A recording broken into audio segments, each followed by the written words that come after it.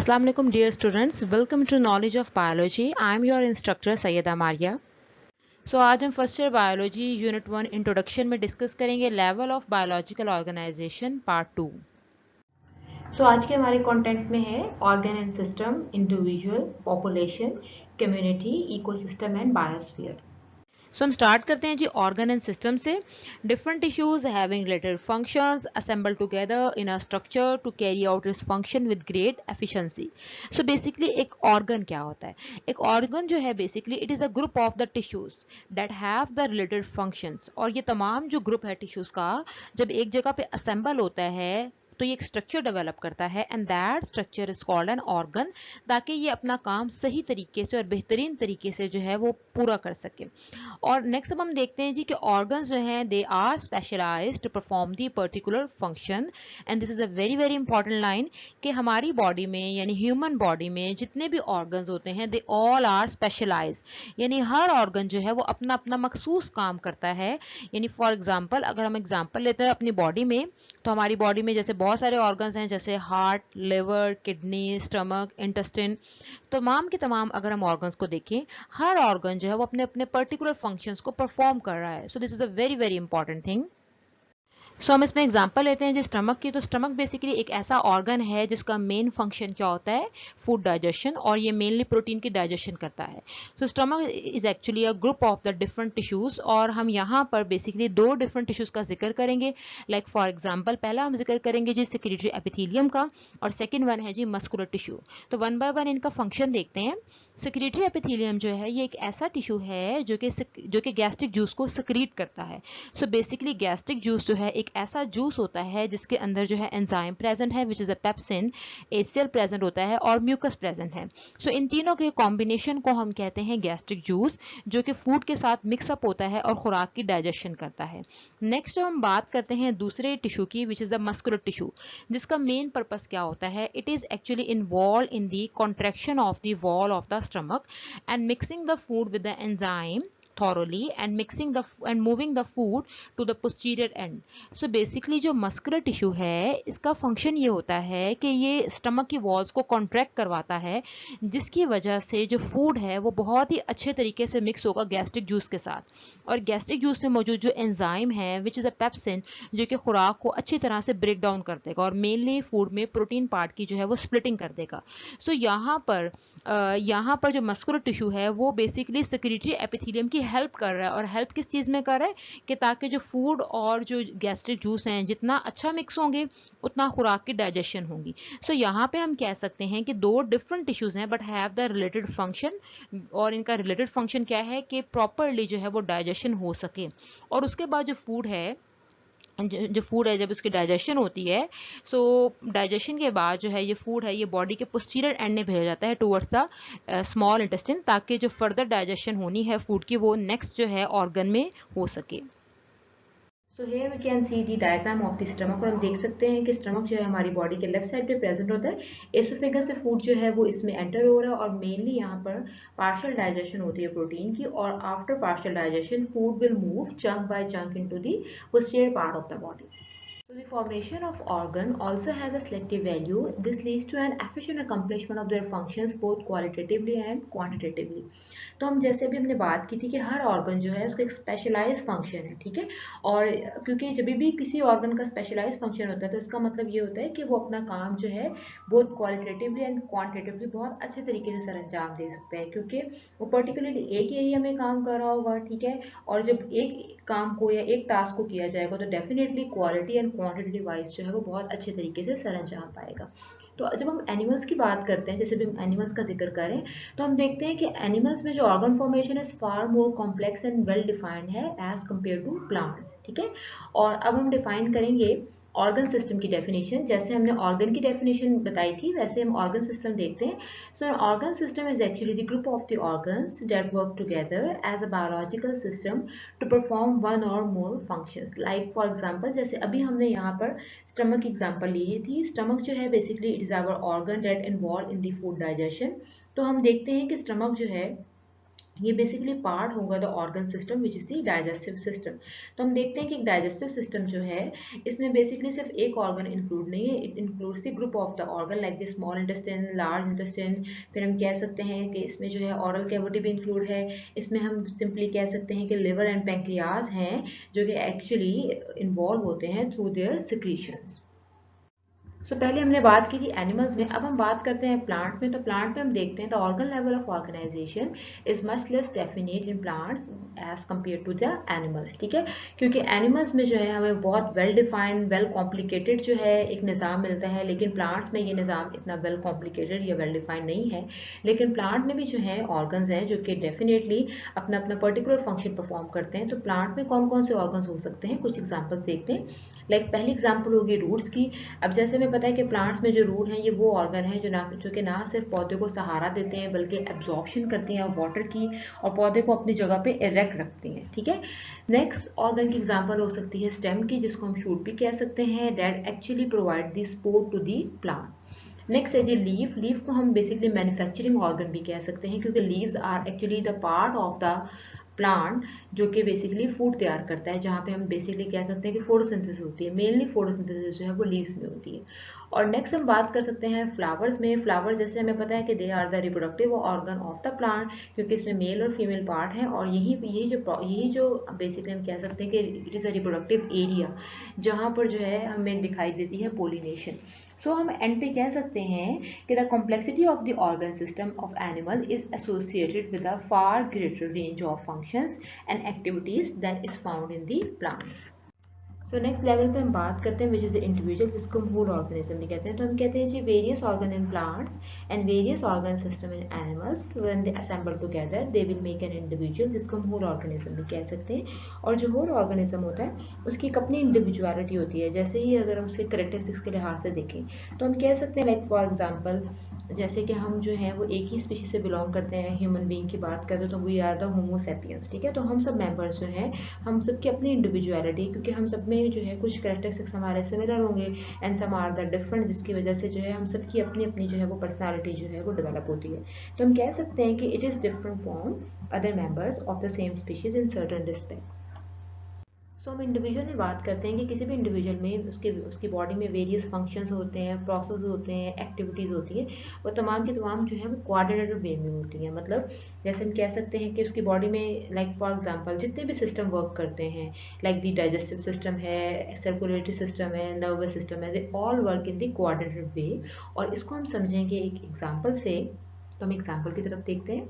हम इसमें एग्जांपल लेते हैं ह्यूमन बीइंग की। और जैसे हम देखते हैं कि जब भी कोई इंसान हार्ड एक्सरसाइज कर रहा होता है तो हम देखते हैं कि ना सिर्फ उसके जो मसल्स हैं वो हाईली एक्टिवेट हुए हुए, बल्कि साथ साथ जो है उसका ब्रीदिंग रेट भी फास्ट है, उसका सर्कुलेटरी सिस्टम जो है उसकी हार्ट बीट भी फास्ट है।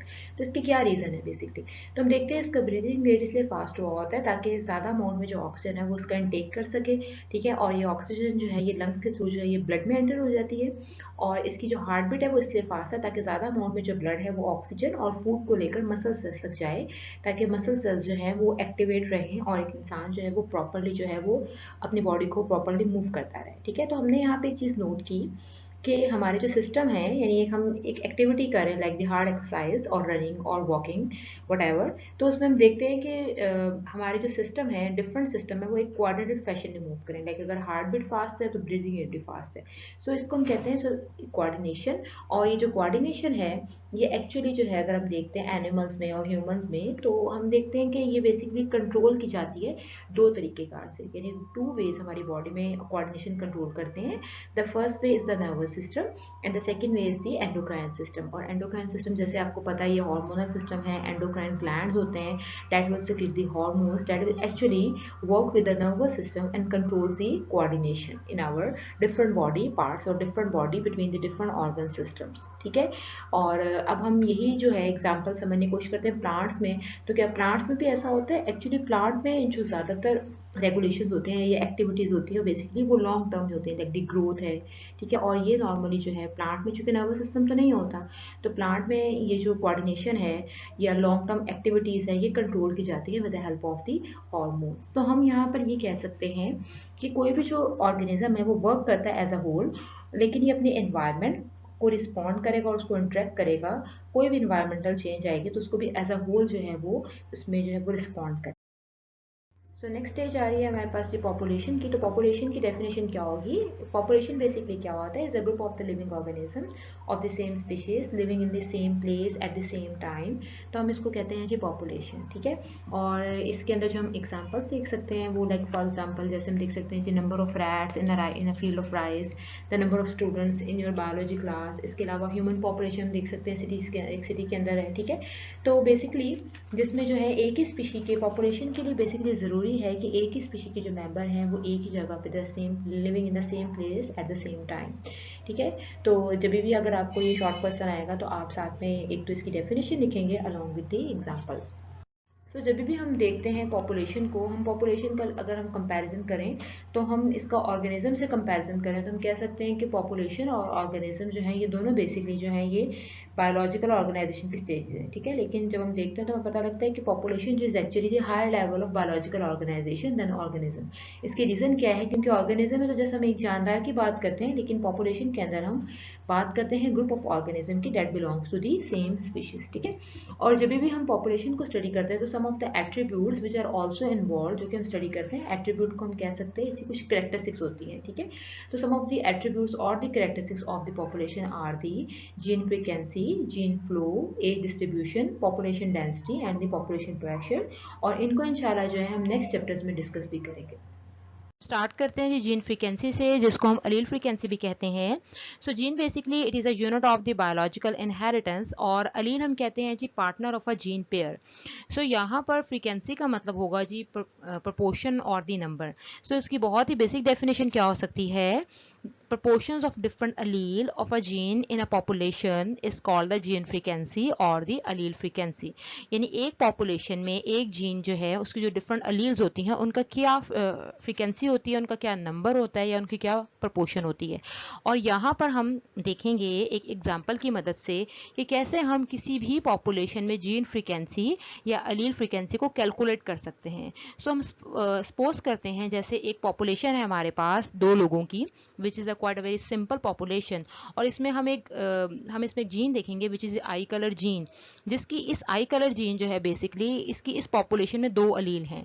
सो कैपिटल बी जो है वो रिप्रेजेंट करी है कलर ब्राउन को जो कि डोमिनेंट है, और स्मॉल बी जो है वो रिप्रेजेंट करी है कलर ब्लू को जो कि रिसेसिव इन नेचर है। सो यहाँ पर हम देखते हैं जी कि हमारे पास 2 लोग हैं, ठीक है। और जो पर्सन 1 है इसके अंदर जो आई कलर की जीन है उसकी अलील क्या होगी? Capital B and the small B.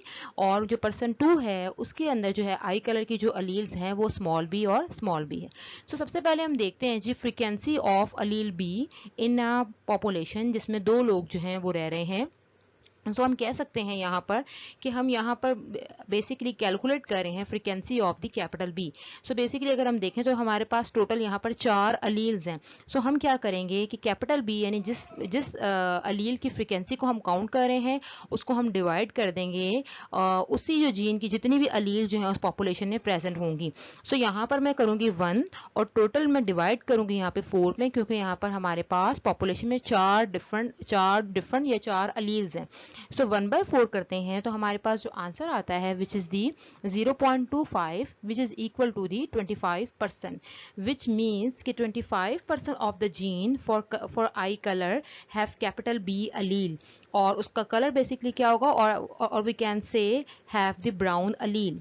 सो अगर हम काउंट करें यहाँ पर दूसरी अलील की फ्रीक्वेंसी को जो कि हमारे पास स्मॉल बी है, सो वो हमारे पास क्या होगी, तो हम डायग्राम में देख सकते हैं कि we have the 3 small B allele and total number of alleles कितनी होंगी 4। सो हम 3/4 करेंगे तो हमारे पास आंसर आएगा 0.75 which is equal to the 75%।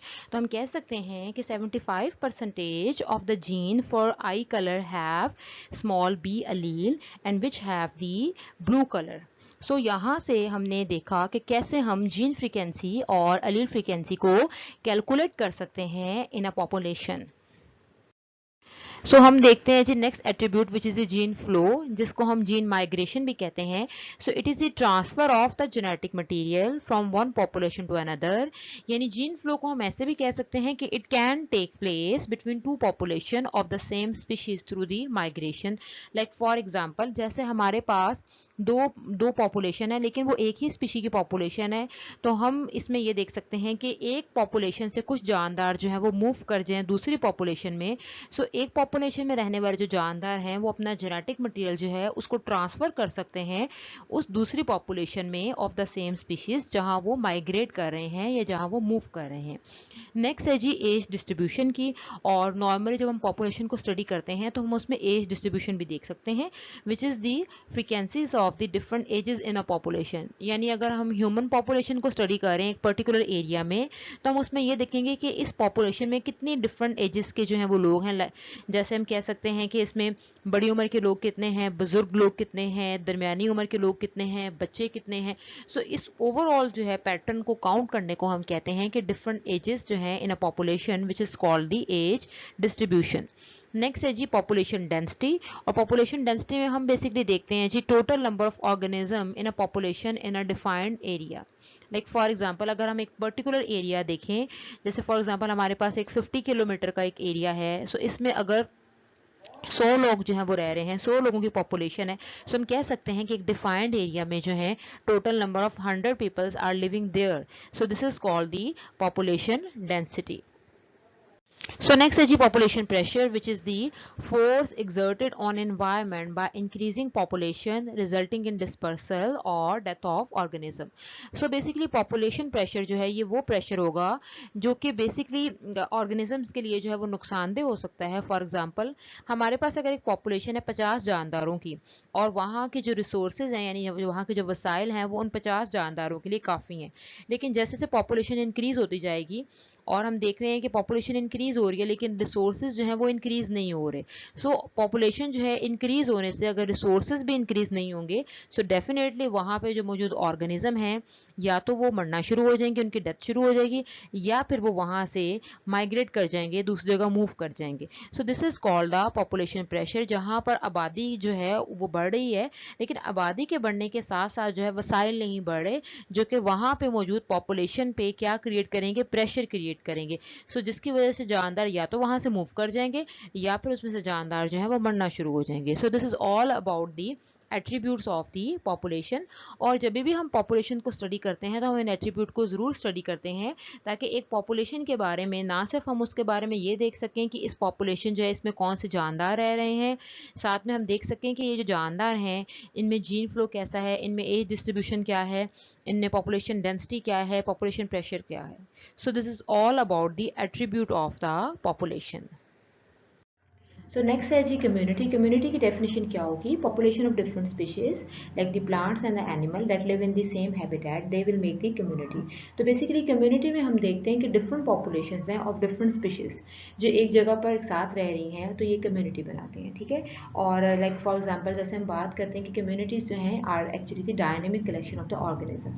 Dynamic हम कह सकते हैं जी बहुत variety वाले जो हमारे पास organisms आ जाएंगे. ठीक है.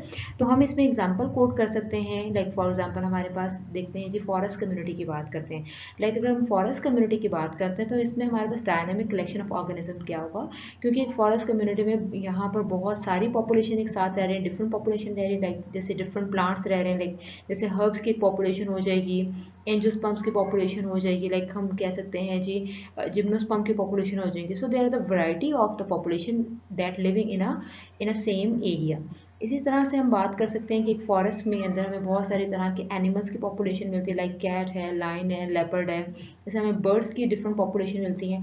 सो ये तमाम की तमाम जो हैं ये एक फॉरेस्ट कम्युनिटी ये एक्चुअली शो कर रही है हमें dynamic collection of the organism, जिसमें एक्चुअली डिफरेंट स्पीशीज जो हैं डिफरेंट पॉपुलेशन के हैं वो एक साथ रह रही हैं. ठीक है. और नॉर्मली क्या होता है कि जब भी डिफरेंट पॉपुलेशन एक साथ रहती हैं तो हम कहते हैं कि इन विच वन पॉपुलेशन में इंक्रीज एंड अदर में decrease due to the fluctuation in the abiotic factor. अब नॉर्मली ऐसा होता है, एबायोटिक फैक्टर्स क्या होते हैं? Abiotic factors actually are those factor which are the non living part of the environment. जैसे कि हम कह सकते हैं एयर है, जैसे हम कह सकते हैं टेम्परेचर है, वाटर है, सॉइल है, तो ये तमाम के तमाम एबायोटिक फैक्टर हैं। और नॉर्मली हम देखते हैं कि एक फॉरेस्ट की अगर हम कम्युनिटी की बात करते हैं तो इसमें हम देखेंगे जैसे मैंने आपको भी बताया कि एबायोटिक फैक्टर नॉन लिविंग में आ जाते हैं, और बायोटिक फैक्टर का मतलब होता है that are the living, that are the living organisms. ठीक है, तो हम जब देखते हैं कि अगर एबायोटिक फैक्टर फॉर एग्जांपल अगर वाटर की डेफिशिएंसी होती है, या कोई भी हम कह सकते हैं लाइक टेम्परेचर में कमी या ज्यादती होती है, ठीक है, तो उस केस में क्या होता है, तो एक कम्युनिटी के अंदर जो है ये क्या हो सकता है कि उस एबायोटिक फैक्टर की वजह से, उसमें चेंज आने की वजह से हो सकता है किसी एक पॉपुलेशन का नंबर जो है वो क्या हो जाए, डिक्रीज हो जाए, और अदरवाइज किसी एक पॉपुलेशन का जो नंबर है वो क्या हो जाए, इंक्रीज हो जाए। तो जब भी एबायोटिक फैक्टर में चेंजेस आती हैं तो उससे पॉपुलेशन का नंबर जो है, क्योंकि एक जगह पे बहुत सारी पॉपुलेशन रह रही है, तो वो फिर किसी भी एबायोटिक फैक्टर जो है उसमें फ्लक्चुएशन आने से क्या हो सकता है, कि किसी भी पॉपुलेशन का number it can be increase और दी डिक्रीज। और अब हम नेक्स्ट बात करते हैं तो हम देखते हैं कि टाइप्स क्या हो सकती है कम्युनिटी की। लाइक फॉर एग्जांपल जैसे सम कम्युनिटीज होती हैं वो सिंपल होती हैं, और कुछ कम्युनिटीज क्या होती हैं, कॉम्प्लेक्स। तो हम सबसे पहले सिंपल कम्युनिटी की बात करते हैं। सिंपल कम्युनिटी को हम इस तरह कह सकते हैं कि जिसमें नंबर ऑफ डिफरेंट पॉपुलेशन जो है वो कम होंगी, जिसमें कम पॉपुलेशन होंगी वो सिंपल कम्युनिटी में आ जाएगा, क्योंकि डेफिनेटली उसमें पॉपुलेशन जो है कम है, उसमें जानदार भी कम होंगे।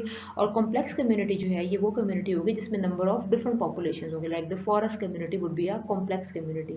तो फिर क्या होगा कि अगर उस दौरान अगर सिंपल और कॉम्प्लेक्स कम्युनिटी को अगर हम कंपैरिजन करें, तो हम देखते हैं कि सिंपल और कॉम्प्लेक्स कम्युनिटी में अगर हम देखते हैं कि फॉर एग्जांपल अगर इसमें एबायोटिक फैक्टर में कोई फ्लक्चुएशन आती है, तो इस पे जो ज़्यादा असरअंदाज जिस कम्युनिटी पे होगा वो होगा सिंपल कम्युनिटी पे। तो सिंपल कम्युनिटी जो होंगी वो ज़्यादा बुरे तरीके से उनमें जो है ना long lasting and drastic effect होगा of the changes in the abiotic factor. ठीक है, लेकिन जो कॉम्प्लेक्स कम्युनिटी होंगी, चूंकि उसमें से बहुत सारी पॉपुलेशन ऐसी भी होंगी जो कि उस ड्रास्टिक एबायोटिक फैक्टर को टॉलरेट भी कर सकती होंगी, तो उनमें जो है कंपैरेटिवली देखा गया है कि उनमें जो है एबायोटिक फैक्टर या कोई भी जो चेंजेस आती हैं वो आमतौर पे इतनी ज़्यादा असरअंदाज नहीं होती जितनी कि सिंपल कम्युनिटीज़ में होती हैं। और जैसे कि हमें पता है कि जो कम्युनिटीज़ जो हैं ये आपस में ये क्या होती हैं, ये सारी आपस में इंटर रिलेटेड होती हैं। ठीक है जी, और कॉम्प्लेक्स तो हैं ही हैं और साथ में ये इंटर रिलेटेड भी। सो नेक्स्ट लेवल पे हम आते हैं, हम नेक्स्ट लेवल को हम कहेंगे इकोसिस्टम। और इकोसिस्टम क्या होगा, it is actually a large community of living organism that live together with its non living surrounding. Like for example जैसे हम इकोसिस्टम में बात करते हैं तो हम कहते हैं कि इकोसिस्टम के दो पार्ट होते हैं, एक होता है लिविंग पार्ट जिसको हम बायोटिक फैक्टर भी कहते हैं जिसमें तमाम जानदार आ सकते हैं, और इसका जो दूसरा कॉम्पोनेंट है वो है जी एबायोटिक फैक्टर जिसमें तमाम नॉन लिविंग पार्ट आते हैं। लाइक जैसे मैंने पहले भी जिक्र किया, नॉन लिविंग पार्ट में आ सकता है वाटर है, सॉइल है, टेम्परेचर है, एयर है, ये इसमें आ सकते हैं। ठीक है, और इसकी एग्जांपल अगर हम देखें तो लाइक हम कह सकते हैं जी we have the aquatic ecosystem, we have the desert ecosystem. और नेक्स्ट जो है सबसे जो लास्ट में हमारे पास लेवल ऑफ बायोलॉजिकल ऑर्गेनाइजेशन आता है वो आता है बायोस्फीयर का।